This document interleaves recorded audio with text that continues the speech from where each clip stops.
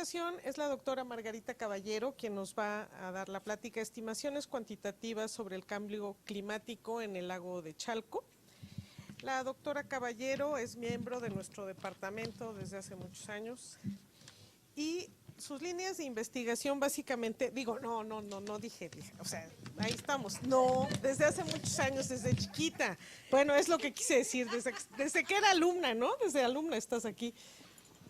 Sí, muchos años, no, yo no dije eso, ella fue. Líneas de investigación que tiene la doctora es cambio climático global con énfasis en las variaciones naturales del clima y ambientes durante el Cuaternario. Tiene una especialidad en estudios de taxonomía y ecología de diatomeas y su uso como indicadores de variaciones climáticas, paleoambientales y paleolimnológicas. Es SNI 2. Tiene 57 artículos publicados y 12 tesis dirigidas, con 2 de ellas en doctorado, numerosos cursos impartidos en las licenciaturas de Biología y Ciencias de la Tierra de la Facultad de Ciencias, y muchos de ustedes yo creo que ya la conocen ahí, y dio un curso de cambio climático global a nivel de posgrado en Ciencias del Mar y Limnología. Entonces le agradecemos a la doctora Margarita Caballero que nos dé su plática y nos instruye sobre las diatomeas. Ahora sí voy a hablar de ellas. Gracias. Bueno, pues muchas gracias por estar aquí el día de hoy. Pues yo vengo a platicarles de una historia que es un tanto vieja, porque los datos de los que les voy a hablar, o parte de los datos de los que les voy a hablar, fueron en realidad mi tesis de doctorado. Y como dice Leti, eso fue ya hace muchos años. Entonces, yo ya me había olvidado de Chalco y no quería volver a saber nada de él, pero aquí la doctora Lozano es muy terca. Y tiene una gran visión porque se ha dado cuenta del gran potencial que tiene esta cuenca, del que les voy a hablar. Y que realmente, bueno, pues estoy muy contenta de haber retomado este proyecto porque logré hacer algo que no fue posible hacer cuando hice mi tesis de doctorado. Por algunas complicaciones técnicas en ese momento, y que ahora sí es posible hacer, y que es llegar a esta etapa de la reconstrucción ambiental que permite hacer estimaciones sobre el cambio climático que ya no son cualitativas, nada más si era más frío o más caliente, sino que ya permiten poder hacer una estimación sobre valores, digamos, un poquito acotados, digamos, aunque, bueno, siguen siendo un poco, tienen mucha incertidumbre, digamos, estadísticamente, pero que permite hacer este tipo de estimaciones. Entonces, bueno, ya empezando, la Cuenca de México, todos los que vivimos aquí sabemos que la ciudad se construyó sobre un antiguo lago, ¿sí? De hecho, era un sistema complejo de lagos. Las crónicas históricas nos hablan de 5 lagos, los lagos de Zumpango y Jaltocan al norte, esto nomás no jala, pero bueno. El lago de Texcoco, donde se ubica la ciudad azteca de Tenochtitlán, y el lago de Xochimilco, que es donde están las chinampas muy famosas y que es patrimonio de la humanidad y toda la cosa ahora. Y el lago de Chalco, que es como el extremo sureste de esta cadena de lagos y que es el lugar donde nosotros hemos enfocado nuestros estudios por diversas razones. Una de ellas pues es porque es uno de los pocos cuerpos de agua que todavía persisten, que es relicto de este sistema lacustre, porque como pueden ver, aquí digo su triste historia, porque la historia de estos lagos es que desaparecieron, hoy en día prácticamente ya no existen, ¿no? Tenemos aquí en lo que queda en el lago de Texcoco es una cuenca artificial que es el lago Naborcarrillo, una zona de pantanos que a veces se inunda, y hacia acá nosotros tenemos lo que es la cuenca de Chalco, que todavía tiene ahí un cuerpecito de agua, que no es tan natural porque ese lago que se ha formado es por la subsidencia de la extracción de agua actual. Entonces la historia de estos lagos es que prácticamente fueron desecados a partir de la llegada de los españoles gradualmente, y en particular el lago de Chalco durante el Porfiriato se construyeron canales que lo secaron. Pero la importancia paleoambiental de esta cuenca ha sido conocida desde hace bastante tiempo porque se han han aparecido diversos tipos de restos, como restos de mamutes o restos, el muy conocido hombre de Tepexpan, que posteriormente reinterpretaron como que era mujer y no hombre, entonces sería la mujer de Tepexpan, pero no se oye tan ¿no? Lo que siempre a uno ha escuchado hablar es así del hombre de Tepexpan. Entonces, fueron un grupo de investigadores extranjeros, que es Divi y Sears, y Helmut de Terra, que llegaron aquí a México y así, en las décadas de los 40 y los 50 hicieron los primeros estudios paleoambientales relacionados en gran parte con la aparición de este hombre de Tepexpan, y pues hicieron algunos cortes, describieron algunas cosas, hicieron los primeros estudios de polen. Pero todo en esas épocas eran estudios que no podían obtenerse fechamientos radiométricos porque las técnicas de fechamientos radiométricos todavía no se manejaban. Entonces, no son estudios muy detallados, digamos, en cuanto a la cronología, y tienen algunos problemas por eso. Después, entre los 60s y los 70s, pues aumenta el número de investigaciones porque en particular la gente del INA empieza a trabajar aquí en la cuenca de Chalco. No, pues esto no quiere aquí. La cuenca de Chalco, porque cuando se construye la carretera que va a Puebla, parte de las cosas que descubren es el sitio arqueológico de Tlapacoya, que es un sitio arqueológico que tuvo gran importancia y que el doctor José Luis Lorenzo fue quien coordinó todas estas investigaciones ya dentro de la cuenca de Chalco. Y Platt Bradbury, que vino por esas épocas, él empezó a trabajar con un núcleo de los que se sacaron para hacer estudios de mecánica de suelos aquí en Chapultepec, fueron sus primeros estudios, y después se incorporó a trabajar con el proyecto Tlapacoya, y por ahí Cristina Niederberg, que es francesa, que hizo trabajo arqueológico muy importante, también empezó a trabajar en esta cuenca de Chalco.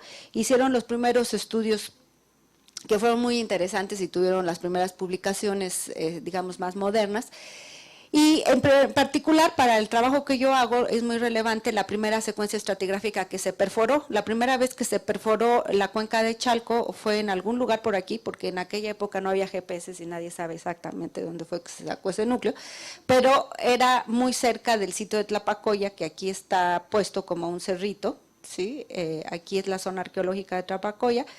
Y Bradbury sacó un núcleo allí pues enfrentito para complementar sus estudios sobre lo que él veía en las secuencias de Tlapacoya, que obviamente por ser una zona litoral no tenía una preservación continua, y este núcleo no lo fechó. En aquella época todavía era complicado los fechamientos, y lo único es que tiene una ceniza en la base que él identifica como la Pomes con andesita, que ahora los vulcanólogos la nombran como la Pomes tutti frutti, y que en aquella época, bueno, los fechamientos radiométricos dan 14.400 más o menos, pero calibrados dan alrededor de 17.000 años, entonces esta es la secuencia que Bradbury estudió de los primeros pues casi 20.000 años de la historia de Chalco. Aquí está, él es Bradbury, aquí está Bradbury con Diana, no sé si los que están en Ciencias del Mar conocen a Diana, porque es la secretaria, ¿qué es? Académica, ¿qué? Técnica del posgrado en Ciencias del Mar, pero ahí está cuando todavía trabajaba cuestiones paleolimnológicas con el doctor Bradbury, que vino a México de visita, y esta es Cristina Niederberg haciendo trabajo de campo en Tamaulipas. Entonces estas son las primeras publicaciones en los 80s de estos primeros proyectos que fueron muy interesantes, y ya entramos ya en la historia vieja pero más reciente, el equipo de la UNAM, que somos los laboratorios que participamos, que aquí están Beatriz, Socorro y yo, también el doctor Jaime Urrutia, en aquella época fue parte de la perforación de los primeros pozos, y bueno, hemos tenido colaboración con muchas personas en este camino. Entonces nosotros hemos perforado un montón de núcleos aquí, como pueden ver. Tenemos perforados 5 perforaciones que llamamos de la A a la E, y son las estrellitas amarillas, el A y el B son la misma estrellita, por eso solo son 4 estrellitas. Eso lo hicimos entre 1988 y 1989, y fue cuando Beatriz y yo nos incorporamos a trabajar con este proyecto que ya Socorro y Jaime Urrutia tenían como empezado. Después regresamos a perforar porque ya nos dimos cuenta que más no íbamos a poder perforar con las vibracores, los equipos manuales, donde nosotras éramos la fuerza para andar moviendo la palanca y todo. Entonces ya contratamos una compañía que tiene estas máquinas perforadoras y entonces pudimos perforar, bueno, aquí llegamos hasta los 26 metros, pudimos perforar otra serie de núcleos que ahora le pusimos números romanos, del 2 al 7, y que son 122 metros de secuencia maestra, digamos, y que consideramos que son como 150,000 años, acá solo llegamos como a 35,000 años. Y ahora hace poco tuvimos la suerte de tener un apoyo internacional y el apoyo de la DEGAPA, con un proyecto de grupo, para hacer la perforación que llamamos Mexidril Chalco, donde perforamos 3 pozos, que nuevamente les pusimos de la A a la C, donde ahora llegamos a 500 metros más o menos y ahora estamos seguros de que tenemos toda la secuencia sedimentaria lacustre de Chalco, porque cortamos ya material volcánico, volcano sedimentario al fondo. Entonces, no sabemos realmente qué edad tenga porque ya esto se sale completamente del fechamiento de carbono 14 y no hemos tenido todavía mucha suerte encontrando zircones o algún otro mineral que nos permita fechar con otros métodos, pero estamos intentándolo y estimamos que son 300,000 años lo que pueda tener esa secuencia. Bueno, pues estas son algunas fotos así de recuerdo, de las fotos del recuerdo, donde estamos haciendo la perforación. Esta fue la máquina con la que estuvimos perforando. Chalco fue una sorpresa porque a pesar de que es un sitio horrible por un aspecto, también es un sitio maravilloso donde vamos a encontrar pelícanos, por ejemplo, en las mañanitas estaban ahí. La gente que nos atendió, los dueños de los terrenos, los ejidatarios, fueron maravillosos en realidad, aunque de repente nos dieron algunos sustos con algunas decisiones que tomaban, pero en general nos permitieron trabajar en sus terrenos y estamos muy agradecidos con ellos porque realmente fue un apoyo extraordinario y nos brindaron bastante seguridad para trabajar en esa zona que pues los que trabajan en campo saben que eso es algo importante, y tuvimos la colaboración de un montón de gente que venía de Alemania, de Estados Unidos, de Inglaterra, de varios lugares. Entonces, aquí está nuestra secuencia estratigráfica. Estos son nuestros primeros pozos con los que tanto Beatriz Ortega como yo hicimos nuestras tesis de doctorado, es el pozo AB. Y esta secuencia, para mi gusto, sigue siendo la mejor que hemos recuperado de los últimos, de la parte superficial, porque es la más completa estratigráficamente, es la única que se puede recuperar en lo que es realmente el centro de la cuenca, porque después esa cuenca, si me regreso a lo mejor se ve, después esa cuenca se inundó. Cuando nosotros perforamos estos pozos que están aquí, no había este cuerpo de agua que está como en forma de C aquí, estaba seca la cuenca y entonces pudimos perforar allí. Y después, por subsidencia, esta cuenca se hundió y se formó este lago y ya no es posible o no es fácil perforar ahí. Todas las demás perforaciones las hemos hecho un poquito más al sur y para mi gusto esta secuencia tiene muy buena preservación de lo que es el último máximo glacial, precisamente por su ubicación mejor que otras secuencias que hemos recuperado. Pero nosotros podemos correlacionar muy bien entre las secuencias, las más viejas y las más nuevas. Esta es la secuencia del 2008, precisamente por todas estas tefras que están presentes, la gran ceniza basáltica, la Tutti Frutti y la Toluca Superior, que esta proviene del Nevado de Toluca, del Popocatépetl, y esta es muy probable que provenga del Teutli, de uno de los conos del Chichinautzin. Entonces se pueden hacer, y como ven pues tenemos diferentes fechamientos radiométricos que nos permiten tener un control de edad de esta primera parte de la secuencia que abarca lo que conocemos como el último máximo glaciar. Los artículos que tenemos publicados de esta secuencia tienen esta cronología, y en aquella época cuando empezamos a trabajar, sí, nosotros no podíamos convertir estas edades en lo que se conocen como edades calibradas. Esto es, los fechamientos de carbono 14 tienen un error intrínseco en las fechas que arrojan por el método, por cómo funciona el método, que asume que la proporción de carbono 14 en la atmósfera es constante, cuando no lo es, porque varía según la actividad de los rayos cósmicos.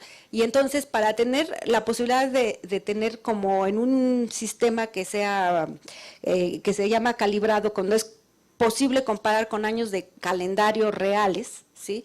Hay que calibrar estas fechas con bases de datos que se han generado a lo largo de las décadas. Cuando nosotros estábamos trabajando a principios de los 90 con estos núcleos, no era posible calibrar las fechas más viejas de 10.000 años.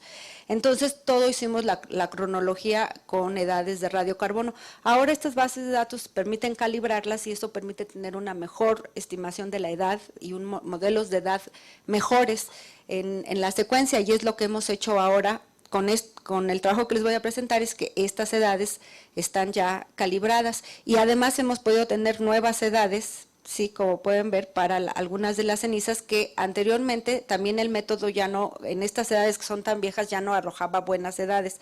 Aquí ya nomás nos dice que es más viejo de 34.000 años, pero la técnica ha mejorado mucho y ahora es posible fechar hasta edades de 50.000 años con carbono 14 sin ningún problema. Entonces, nuestra cronología de esta parte del basal, del núcleo B, ha mejorado. Entonces, el trabajo que les voy a presentar tiene una mejor cronología por la posibilidad de correlacionar con los nuevos fechamientos y porque todo ahora está calibrado. Y bueno, entonces este es nuestro núcleo B, comparado con toda la secuencia de los núcleos que sacamos en el 2008, que son los 122 metros, que esta secuencia es la que mi estudiante Diana está trabajando como parte de su tesis de maestría, y este es el modelo de edad, donde fuimos afortunados de tener una fecha en un zircón, que el doctor Juan Pablo Bernal nos apoyó con los fechamientos y que pudimos tener un fechamiento un poco más abajo que nos permite poder tener un modelo de edad adecuado, mínimo, digamos, para esta secuencia hasta el momento. Este es el aspecto de algunos de los núcleos que tenemos perforados, donde se puede ver la extraordinaria calidad de las secuencias que hemos recuperado, porque pueden observar cómo no hay ninguna deformación, por ejemplo, en esta secuencia que está laminada. Entonces, y bueno, ahora esto es comparado con la nueva secuencia de Mexidril, donde estos son los 3 pozos. Esta es la susceptibilidad magnética que se midió inmediatamente después de que los pozos de los núcleos fueron recuperados, y que contamos aquí con mucha ayuda de la gente de aquí del laboratorio, en particular de Cecilia Caballero y de Ana María Soler, para hacer todas estas mediciones, además de un montón de estudiantes que estuvieron participando con nosotros. Y aquí más o menos se puede ver la transición entre lo que es lo lacustre y lo que es lo volcánico, alrededor de 250 a 300 metros de profundidad. Y bueno, pues es la transición entre sedimentos de este tipo, que son lacustres, intercalados con algunas cenizas realmente potentes, como por ejemplo esto, y ya material de este tipo, que son las lavas que están en el fondo ya en las últimas tramos que recuperamos. Bueno, ¿por qué queremos hacer todos estos análisis y por qué queremos tener los núcleos más largos posibles y recuperar toda la secuencia de Chalco? La secuencia de Chalco realmente es extraordinaria, les digo, porque esta secuencia de tener 300 metros de sedimentación continua en una cuenca continental es algo que no pasa todos los días y no pasa en cualquier lugar. Son cuencas muy contadas en el mundo, donde podemos tener una preservación continua de sedimentos lacustres que nos van a estar registrando las condiciones climáticas, las condiciones ambientales, que dominaron durante todo este tiempo de depósito. Entonces, poder tener una secuencia que tiene quizás 300.000 años continuos de historia de evolución climática dentro de los trópicos es algo realmente muy importante y de un valor científico muy grande. Nuestra principal motivación para estudiar estos sedimentos es poder estudiar el cambio ambiental asociado con los ciclos de las glaciaciones. Nosotros sabemos que durante los últimos más o menos 2 millones de años el clima del Cuaternario se ha caracterizado por presentar oscilaciones entre climas cálidos y fríos a los que conocemos como glaciaciones, y esta es una de las curvas donde lo que se está presentando son valores de isotopía de oxígeno 18 en testas de foraminíferos de los núcleos marinos, de los fondos oceánicos, y esta curva es muy consistente porque donde sea que se perfore en los océanos se va a tener el mismo patrón, con las mismas curvas o los mismos picos en los mismos tiempos. Y esto ha permitido tener una cronología, una especie de cronología que se conoce como los estadios isotópicos marinos, donde, como pueden ver, aquí hay numeritos 1, 2, 4, 6, 5. Entonces, todos los numeritos que están de esta parte de la curva, que son los nones, si se fijan, corresponden a momentos en que el clima global ha sido más caliente, mientras que los numeritos que están, los que son los pares de este lado de la curva, sí, que están en este caso rellenitos de amarillo, son los momentos de glaciaciones globales en los que hemos tenido climas realmente más fríos que el actual.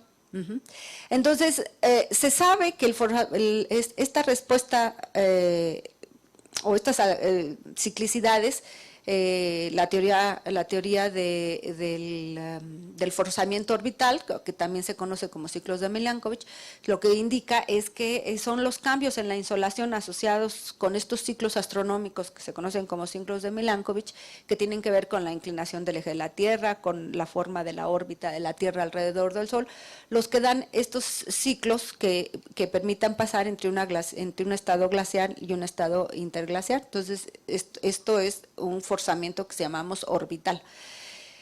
Y los estudios sobre este cambio climático son muchos los que han hecho estudios, pues aquí en estas regiones de las latitudes altas, en Canadá, en Estados Unidos, en Europa, y donde el cambio fue dramático porque pasamos de estar realmente cubiertos por los hielos, o sea, estos son la reconstrucción de los casquetes de hielo, a tener ecosistemas como los actuales. Entonces el cambio es muy drástico, pero en las últimas décadas se ha postulado que parte de los procesos importantes que ocurrieron para controlar o modular estos cambios entre los ciclos glaciales y los interglaciales vinieron de los trópicos, porque los trópicos, inicialmente se pensaba que pues, los trópicos son cálidos y no habían sido afectados por el cambio climático durante las glaciaciones, o que su efecto había sido muy pequeño.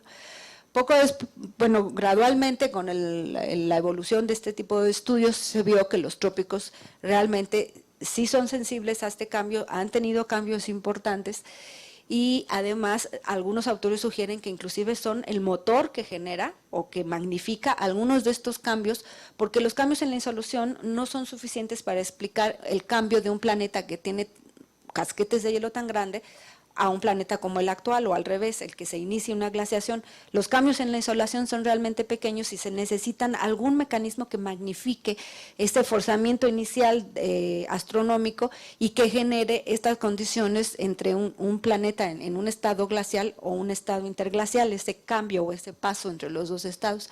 Entonces, es muy interesante poder tener registros de los trópicos que nos hablen y nos permitan comparar qué es lo que está pasando, en qué momentos están pasando, aquí la cronología es importante, y saber si hay un rezago o van hacia adelante en el tiempo. Digamos, si el cambio climático entra primero en las latitudes tropicales y después se refleja en las latitudes altas, o al revés, son las latitudes altas las que llevan el liderazgo, digamos, en estos cambios, y los trópicos van rezagados. Entonces, este tipo de cosas pues solo se puede hacer cuando se tienen buenas cronologías, y ahí es donde necesitamos colaboración con nuestros colegas geocronólogos que nos permitan afinar esto.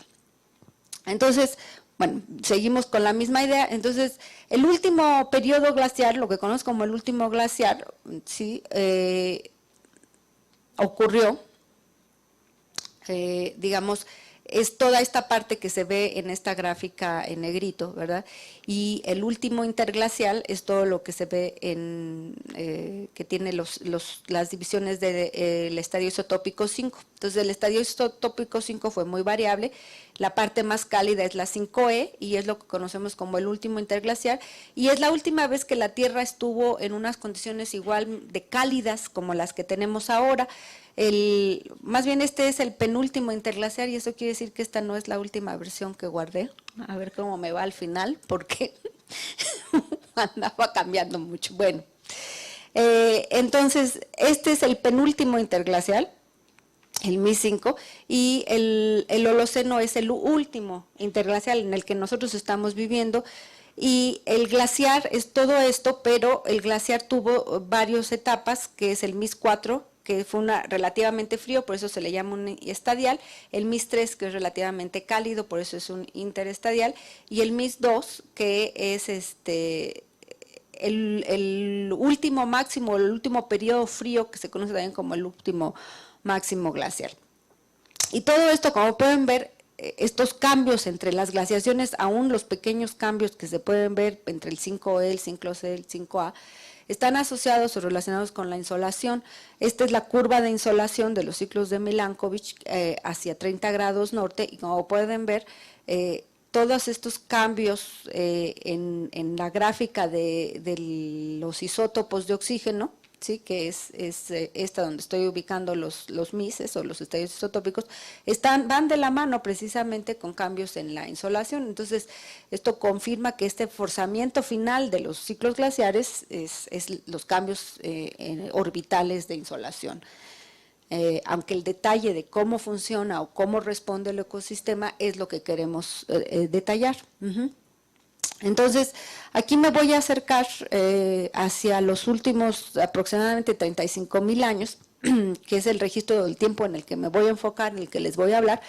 Y aquí lo que les estoy presentando es precisamente el registro isotópico de oxígeno de los núcleos que se llaman HISP-2, o sea, son los núcleos de Groenlandia que están perforados en el casquete de hielo de Groenlandia. Ahí ha habido varias campañas de perforación y en particular estos núcleos, pues así es su clave para reconocerlos, y lo que nos están marcando ahí pues son los estadios isotópicos, ¿no?, que le estamos viendo, como aquí está el estadio isotópico 1, este es el estadio isotópico 2 y aquí está el estadio isotópico 3, aquí se los tengo marcados, y esto es lo que cubre el registro de Chalco. Sin embargo, en las últimas décadas se ha visto con mucho interés que mientras el Holoceno, bueno, tiene valores relativamente menos negativos, digamos, aquí, y tiene oscilaciones importantes, pero la magnitud de las oscilaciones durante el último glaciar es mucho más marcada, mucho más grande, con oscilaciones que tienen estos picos muy, muy marcados, sí, que son momentos en el que el clima se vuelve más cálido y luego se vuelve a enfriar, y luego se vuelve más cálido y se vuelve a enfriar. Entonces, aunque todo esto es el último glaciar, este es el máximo glaciar y este es el interestadial, está caracterizado por estos picos, digamos, de calentamientos cortos, calentamientos y enfriamientos que se pueden observar en este registro isotópico de Groenlandia, ¿sí?, y a los cuales se les ha puesto numeritos también. Entonces, a estos eventos se les llama eventos Dansker-Oisgard, y se le tienen el número 1, el número 2, el número 3, el número 4, el número 5, el número 6, el número 7. Y ha habido muchísimo interés en saber qué es lo que genera estos eventos y cómo reaccionan los ecosistemas en los diferentes lugares, porque pues estos son eventos que están registrados aquí en Groenlandia. En otro tipo de estudios, en núcleos marinos que se han sacado de esta región, se ha visto que de repente hay unos horizontes que están llenos de piedritas, así literalmente, llenos de piedritas. Y esos horizontes de piedritas también se les ha puesto números, aquí todo se enumera, y se le ha puesto el evento, a eso se les llama eventos Heinrich, se le ha puesto el 1, el 2, el 3 y así sucesivamente. Entonces esos horizontes son correlacionables y están en toda esta región, y esas piedritas se asume que vienen desde hielos del casquete glacial que estaba en Norteamérica, que en algunos momentos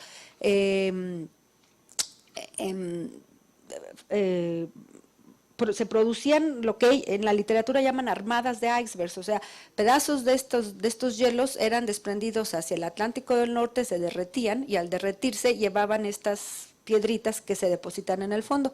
Entonces se tiene el evento Heinrich 1, 2 y 3 en esta parte del registro. Y la idea es que cuando estos hielos, estos corresponden con enfriamientos muy marcados, si se fijan, pues los dedos son calentamientos y enfriamientos, y a veces esa fase de enfriamiento coincide con el Heinrich, ¿no? A veces no es tan claro, pero en general. Entonces, estos eventos Heinrich corresponden con eventos de un máximo enfriamiento, que también pues parecen ser cíclicos, y que están evidenciados con este tipo de evidencia sedimentaria y que se pueden encontrar o correlacionar con ciertas excursiones en los valores de los isótopos de Groenlandia. Bueno, pues entonces, ¿qué fue lo que nosotros hicimos ya entrando un poco más en materia? Es que, bueno, yo, como ya lo dijo Leti, yo trabajo con las diatomeas. Las diatomeas son estas cositas, son algas que viven en el agua, en los lagos, y bueno, como todos los seres vivos viven en equilibrio con su ecosistema, ¿no? Entonces, esto quiere decir que pues las diatomeas están muy contentas con la salinidad del agua, con el pH, con la temperatura, con todo lo que define su ecosistema. Entonces, dependiendo de la naturaleza del lago, va a estar presentes diferentes especies que nos van a ser indicativas de estas condiciones ambientales. Entonces, nosotros fuimos a mostrar todos estos lagos que están aquí marcados, ¿sí? Esto fue un proyecto que hicimos en conjunto con el doctor Alexander Correa, que fue realmente quien visitó todos estos lagos, y algunas veces los acompañamos a algunas otras elementos de nuestro grupo de trabajo. Entonces, en conjunto pudimos obtener sedimentos superficiales de todos estos lagos, para los cuales hicimos análisis de diatomeas y vimos las especies que están presentes en cada uno de estos lagos y también vimos las condiciones que cada uno de estos lagos presenta. Entonces, esto lo publicamos en colaboración con Itzel, que fue un estudiante de doctorado que colaboró con nosotros en esto, haciendo estas tipo de fichas para cada uno de estos 30, 40 lagos que tenemos estudiados y donde tenemos todos los datos. Entonces, a todos los lagos les medimos su pH, alcalinidad, iones, nutrientes, hicimos sus perfiles de temperatura, de oxígeno, investigamos toda la literatura que se había publicado y analizamos todos estos organismos en todos estos lagos, dentro de los cuales tenemos a las diatomeas, ¿no? Entonces fue parte esto de un trabajo más amplio, más grande. Y bueno, las diatomeas son estos organismos que pues son chiquitos, son microscópicos, por lo tanto el trabajo en el laboratorio se hace viendo y trabajando en el microscopio. Son fotosintéticos, esto quiere decir que son la base de los ecosistemas, pues esto quiere decir que son productores primarios, por lo tanto son parte muy importante que mueve el resto del ecosistema. Son muy bonitas porque tienen un color dorado, porque tienen pigmentos accesorios que complementan a las clorofilas. Y bueno, lo más importante de las diatomeas es que tienen un frústulo silicio, esto es una cubierta de sílice que se preserva en los sedimentos y nos permite estudiarlas y es lo que nosotros analizamos en los sedimentos. Entonces, las diatomeas tienen una taxonomía bastante sencilla, digamos, comparado con otros grupos quizás, y mediante el estudio de las ornamentaciones nosotros las podemos clasificar dentro de alguna de las 3 clases principales y dentro de cada clase ya en sus géneros y en sus especies que corresponden. Con algún entrenamiento es posible hacer estas identificaciones. Y las diatomeas viven en todos los hábitats, pueden ser planctónicas, pueden ser bentónicas, adheridas sobre el sustrato, aznadas, o sea, pegadas o pedunculadas, pueden tener cualquier forma de vida y esto nos permite que se encuentren en cualquier lago o en cualquier ecosistema. Y van a vivir diferentes especies dependiendo del pH, si los pHs varían, si son alcalinos o son ácidos, dependiendo de su salinidad, si son ambientes dulces o son salobres, ya sean mesosalinos o hipersalinos, o de su nivel de nutrientes, si son oligotróficos, mesotróficos, eutróficos, vamos a tener diferentes especies. Entonces, con la base de datos que tenemos, nosotros hicimos esto que es un análisis canónico, donde identificamos las principales variables ambientales, esta es la salinidad, la evaporación, el pH, la precipitación y la temperatura fueron los principales variables ambientales que me permiten identificar a los diferentes tipos de lagos.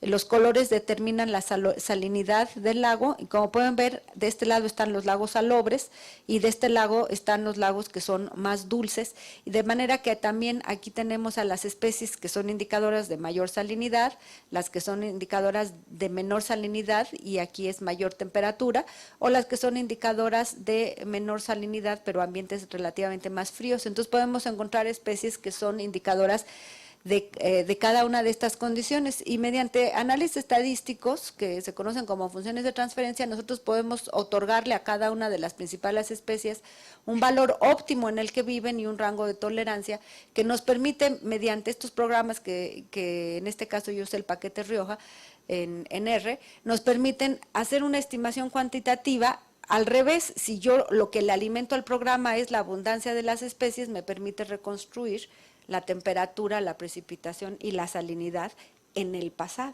Y eso es ahí donde está la cosa que es padrísima y que no habíamos podido hacer en el pasado.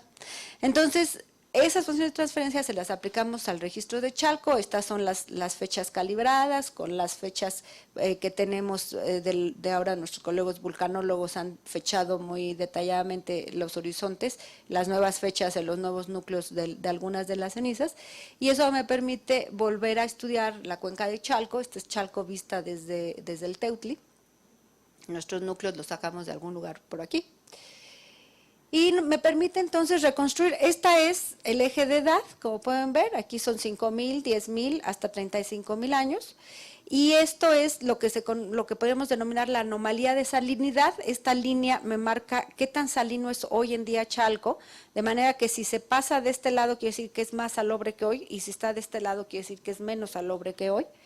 Aquí encima le tengo la estacionalidad, que es la resta de la insolación de julio menos enero a 20 grados norte, ¿sí? Entonces esto nos está indicando cuando los veranos son muy calurosos. Entonces aquí pueden ver cómo tenemos un máximo, un mínimo, un máximo y nuevamente un mínimo. Y la curva en gris es lo que nosotros le podemos llamar la tasa de cambio ecológico o cambio ambiental, que nos indica qué tanto ha cambiado entre dos puntos adyacentes dividido entre la edad, qué tanto por año cambian. Entonces, como pueden ver, hay momentos en que el cambio es muy rápido, cuando estos son hay momentos que el cambio es muy lento, el ecosistema es muy estable, momentos en que el cambio es muy rápido, o nuevamente momentos en que el cambio es muy bajo, y podemos pasar de momentos en el que el agua era muy salobre, momentos en el que el lago es dulce, y nuevamente momentos en que el lago es nuevamente muy salobre, ¿sí? Y entonces aquí ya no podemos decir que si es un lago hiposalino, subsalino o de agua dulce.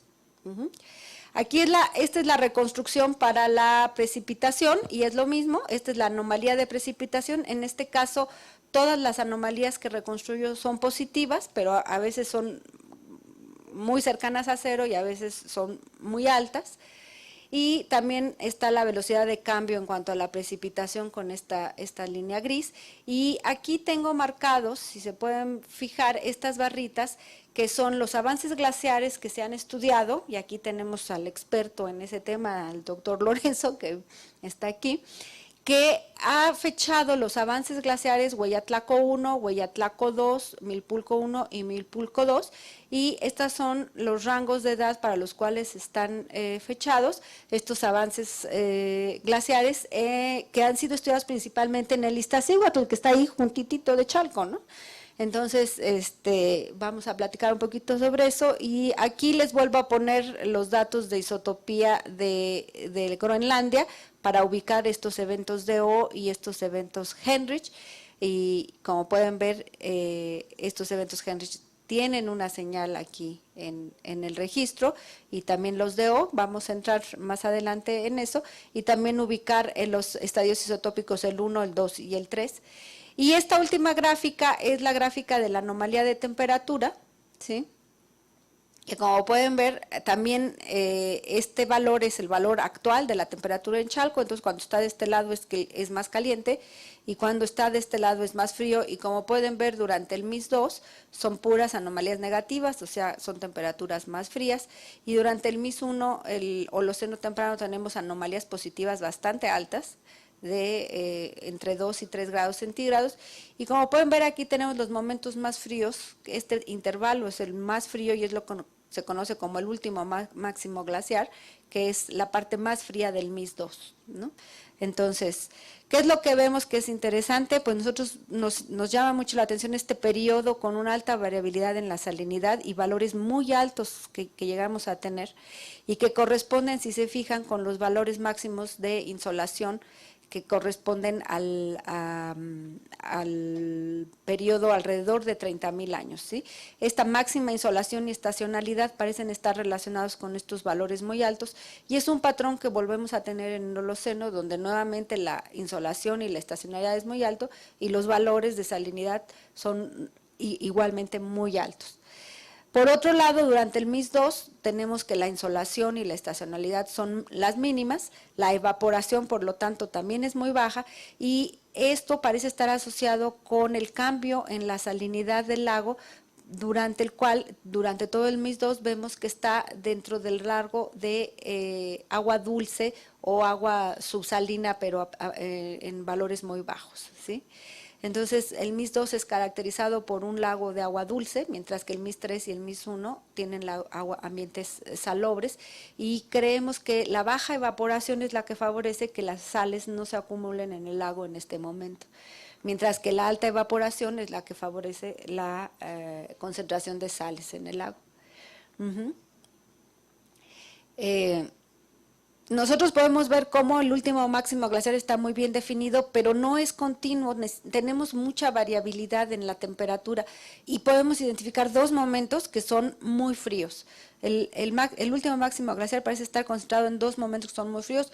Uno de estos momentos coincide con el Heinrich II y el otro momento es alrededor de 20.000 años.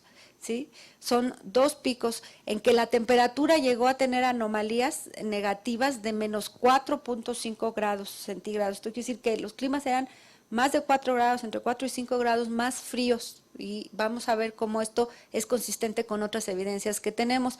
Por ejemplo, esta curva verde que está aquí es la reconstrucción que se hace también para Chalco usando una base de datos similar de los mismos lagos y que nos permite reconstruir el cambio de temperatura pero con base en polen, ¿sí? Este es un trabajo que hicieron Socorro Lozano también con Alex Correa, y como pueden ver, aunque las curvas no se mueven perfectamente al unísono porque estamos viendo dos ecosistemas distintos. Uno es el ecosistema de la vegetación que está fuera del lago y el otro es el ecosistema de las diatomías que están dentro del lago. Podemos ver cómo los valores, digamos, de enfriamiento máximo son similares, que están alrededor de entre 4 y 5 grados, lo cual pues habla de una robustez en estos análisis que nos están señalando que este es el grado de enfriamiento que se tuvo en estas latitudes y en estas altitudes, ¿no? También podemos ver cómo en general la anomalía de precipitación es bastante baja, los valores son bajos, sobre todo en los momentos más fríos tenemos momentos relativamente secos. Entonces el último máximo glaciar es relativamente seco, aunque tiene algunos picos de precipitación cuando empieza el MIS 2, aquí en medio que podría estar asociado con el DO2, y después, durante la deglaciación, hacia los 19.000 años, empezamos a tener picos de precipitación que, bueno, curiosamente aquí yo los puedo ver como, así a grosso modo, correlacionan muy bien con los avances glaciares que están reportados en el Iztaccíhuatl. Entonces, estas, si realmente son anomalías positivas que contribuyeron con a precipitación a los glaciares durante momentos de clima frío, pero lo que es de llamar la atención es que estos avances glaciares no están datados para estos momentos más fríos, sino están datados para estos momentos más húmedos. Entonces es algo que a mí me llama mucho la atención. Entonces les digo, el enfriamiento de los trópicos de alrededor de 4.5 también está sustentado. Esta es la curva de la reconstrucción por funciones de transferencia con base en polen para otro lago tropical que está más al sur y a altitudes menores, que es Petenitsa, donde pueden ver que también las anomalías de temperatura están alrededor de entre 4 y 5 grados. Entonces, como que todos los datos son muy consistentes para permitirnos hacer estas estimaciones. Y luego el Holoceno, que es un cambio brutal con el calentamiento y la máxima insolación y que vuelve a ponernos ambientes muy salobres y condiciones climáticas más cálidas que las actuales. Y ya no tenemos buena resolución para el resto del Holoceno, por lo tanto ya no me atrevo a hablar más que del Holoceno temprano. Y aquí es interesante ver cómo están marcados estos eventos Heinrich, que son muy populares en la literatura. Y tenemos aquí al Heinrich III, al Heinrich II, al Heinrich I, a lo que se le llama el Heinrich Cerro, que es el Younger Dryas, y inclusive al evento de 8.2, que es un pequeño enfriamiento similar a los Heinrich, pero de mucha menor magnitud, y cómo tenemos en la curva de temperatura podemos ubicar enfriamientos que están asociados con estos eventos. El Heinrich III, que yo le pongo que es muy chiquito, dura poco y tiene un rango de cambio menor, sin embargo las tasas de cambio son altas. El Heinrich II, que es muy intenso porque es lo más frío del máximo glaciar y parece ser bastante estable, o sea, se enfría y se mantiene frío.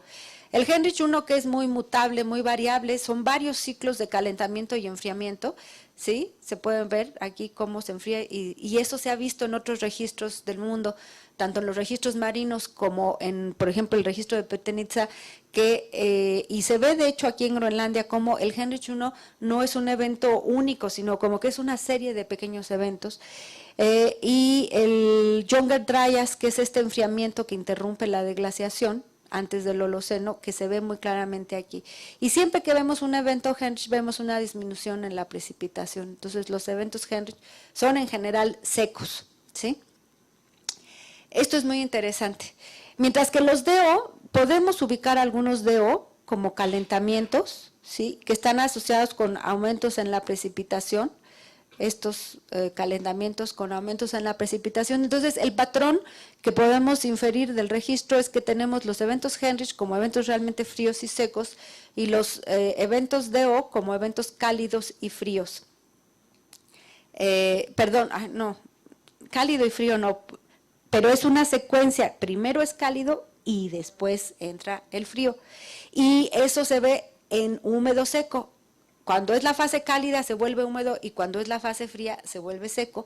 Y el lago hace lo mismo, cuando es la fase húmeda se vuelve dulce y cuando es la fase seca se vuelve salobre.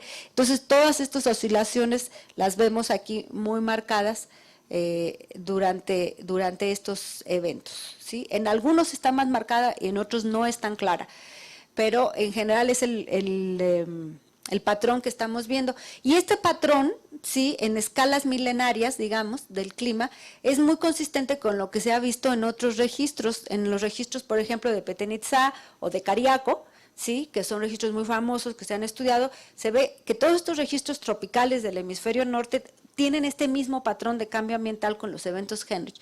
Y el modelo que se ha dado para decir que los DO son cálidos y húmedos y los Heinrich son fríos y secos, ha sido esta explicación de que en estos momentos de los eventos Heinrich, ya les decía yo que entran muchos hielos que se van a derretir aquí en el Atlántico del Norte, y aquí esta cuenca es muy importante porque es donde se forman estas aguas, estas líneas lo que indican es que vienen las aguas superficiales cálidas, aquí se enfrían y son muy salobres y se hunden formando la circulación profunda, que es una forma en que se transportan una gran cantidad de calor de los trópicos hacia las cuencas altas. Entonces, en estos momentos de los eventos Heinrich, esta circulación profunda se detiene, es mucho más lenta, por lo tanto el transporte de calor del trópico a las altitudes altas es mucho menor y esto hace que el transporte de humedad y toda la circulación monzónica se reduzca, como que toda la circulación atmosférica se hace más lenta, digamos, y hay desplazamientos latitudinales de la zona intertropical de convergencia más al sur y todo esto está viéndose reflejado que durante los eventos Heinrich todo lo que controla la humedad de los trópicos va a disminuir. Entonces, ¿cómo es esto? Aquí, no, ya me pasé. Entonces, ¿qué es lo que controla la humedad en esta región? Bueno, aquí, este es el registro de Petenitsa. Este es el registro de una cueva que se llama Justlahuaca, que tiene un registro muy parecido al de Petenitsa. Aquí está Chalco, y más adelante voy a hablar de estos sitios. Aquí el Potosí, que ha trabajado nuestro querido colega Roy, y Babícora, que también ha trabajado Roy estos registros, y San Felipe, que nosotros lo trabajamos y también después cuando Roy vino aquí a trabajar conmigo como un postdoc, fue uno de los registros en los que inició nuestra colaboración, y registros como este, ya no le puse el nombre, de Fort Stanton, donde todos están registrando la transferencia de humedad desde los trópicos hacia esta región a través de lo que se conoce como el monzón mexicano. El monzón mexicano tiene diferentes elementos. Un elemento viene del Pacífico y trae humedad a esta región en el verano, pero otro elemento viene del Atlántico y en realidad no es más que los vientos alisios que son desviados por las bajas presiones que están generadas por la alta insolación. Entonces, cuando tenemos altas insolaciones, este monzón mexicano debe ser más intenso y la transferencia de humedad desde las albercas de agua caliente del Caribe y del Golfo de México hacia el continente aumenta, mientras que en climas fríos esta transferencia de calor es menos eficiente. Pero estos sitios, fíjense cómo están aquí muy cerquita de las albercas de agua caliente tropicales, Y bueno, aquí está reconstruida la posición de la zona intertropical de convergencia, que es su máximo desplazamiento y que trae humedad a esta región, pero que se interpreta que durante los eventos Heinrich se mueve al sur y de hecho, pues durante los eventos fríos, como el máximo glacial, tuvo que haber estado desplazada hacia el sur. Entonces, ya voy a cerrar, ya vamos a acabar. Aquí tenemos una cosa, mientras que vemos una sincronía perfecta en la escala milenaria entre todos los sitios tropicales, incluido Chalco, ¿sí? Cuando ya vemos la cosa a escalas orbitales, tenemos lo opuesto, tenemos una asincronía, una antifase. Si yo veo la Cariaco, Juxtlahuaca y Petén Itzá, tienen patrones, no son iguales, son parecidos, y lo comparamos con la anomalía de precipitación de Chalco, ¿sí?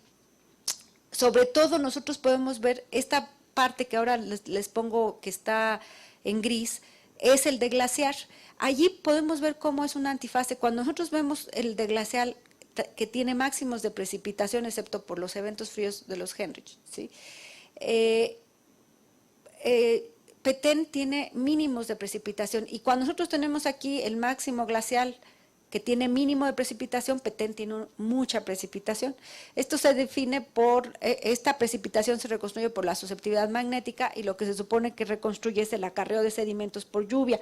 Entonces, cuando los valores son altos, quiere decir que llovía más y cuando son bajos, quiere decir que llovía menos. Entonces, si se fijan esta sincronía que tenemos. En Juxtlahuaca son valores de isotopía de oxígeno en los carbonatos de una estalagmita en una cueva y tiene un patrón similar, aunque el registro es más corto, está alto en el máximo glaciar y bajo en el de glaciar. Y Cariaco, bueno, Cariaco muestra más variabilidad, moviéndose principalmente con el evento Heinrich 1, sí, sobre todo, pero este registro se considera que es indicador de la posición de la zona intertropical de convergencia, si más al norte o más al sur, y entonces mientras está más hacia acá los valores, se piensa que la zona intertropical de convergencia está más alta o más baja, pero como pueden ver, no hay tanta correlación entre estas variaciones. Petén Itzá no, salvo por este momento, ¿verdad?, que también en México se nota, pero Petén Itzá tiene un registro como más parejo de sequía o de humedad. Entonces, ¿cómo explicar estas antifases con los sitios del sur, que son Petén Itzá y Juxtlahuaca? Pero nosotros, en cambio, vemos que con los sitios del norte, en la escala orbital, hay mejor concordancia, hay una mejor armonía. Por ejemplo, el registro de Potosí marca que hay un máximo de precipitación durante el de glacial, y este es el de Fort Stanton, donde es un poquito más difícil de interpretar, pero lo que nos marca es que la lluvia del monzón era más intensa cuando los valores están de este lado. Entonces, como pueden ver, aquí la lluvia de verano del monzón es más grande que durante el máximo glacial. Entonces, nos está diciendo que llovía más en verano, que está asociado con nuestra señal en la Cuenca de México. Entonces, lo que nosotros pensamos que cómo podemos explicar todo esto es porque, espérenme ya aquí, porque esta rama del monzón debió haber tenido modificaciones importantes durante el máximo glaciar y haber estado muy reducida, llevando solo humedad a estas regiones que están muy cerca de las albercas de agua caliente durante el máximo glaciar, mientras que durante la deglaciación, conforme la insolación va aumentando, porque aquí creo que está la insolación puesta, fíjense cómo esto es un momento en que la insolación de verano y la estacionalidad van creciendo, este transporte de humedad va siendo más eficaz y se va, digamos, robando la humedad de estas regiones hacia el centro de México, el Potosí, Bavícora, y finalmente durante el Holoceno ese transporte es mucho más eficiente, llegando hasta las regiones del sureste de Estados Unidos. Con eso nosotros en Chalco lo que vemos es que la alta evaporación es lo que domina en la señal, generando ambientes que son bastante secos, a pesar de que la precipitación no fuera tan baja, pero la evaporación es tan alta que en Chalco el Holoceno temprano se manifiesta como un periodo muy, muy seco. Y bueno, ya lo último que quiero comentar aquí, me voy a regresar, es que nadie sabe realmente con certeza qué es lo que genera los eventos Heinrich. Y una de las cosas que han sido sugeridas que lo genera son la actividad volcánica. Y yo solamente aquí quiero destacar cómo en el evento Heinrich 1 tenemos la actividad del Popocatépetl y en el Younger Dryas la actividad del Nevado de Toluca. Realmente estratigráficamente están muy asociados y que quizás estas erupciones que fueron tan dramáticas pudieran haber tenido un papel en el cambio ambiental que debemos explorar junto con nuestros colegas vulcanólogos, porque realmente la asociación con las anomalías asociadas al inicio del Génesis 1 está muy ligada con estratigráficamente la presencia de estas tebras. Entonces creo que esa es una línea de investigación que tenemos que explorar en un futuro. Y bueno, pues ya les agradezco su atención.